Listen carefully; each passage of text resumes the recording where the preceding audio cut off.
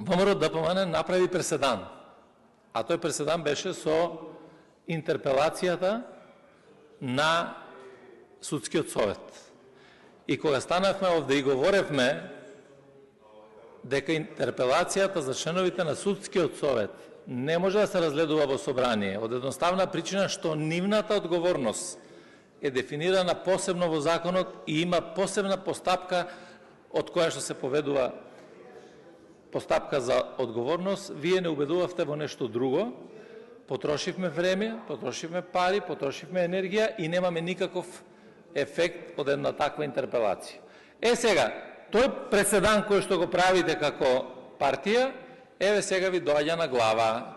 Сега му текнало на некој друг во собранието, ќе поднесе интерпелација за Уставниот суд. И легитимно, заради тоа што ако вие можете да правите преседан, зошто да не може некој друг да прави преседан? Со што помалку се важни едни пратеници од други пратеници. Инаку сметам лично дека не смее да има интерпелација во ова собрание на председателот на Уставниот суд. Затоа што Уставниот суд не е тој кој што ние можеме да го оценуваме, туку напротив, Уставниот суд нас не оценува во текот на нашата работа. И председателот на собранието требал оваа точка воопшто да не ја стави на дневен ред, односно да ја одбие како точка на дневен ред. Кога ја ставил веќе, тогаш деловникот е јасен дека мора да оди на првата наредна седница.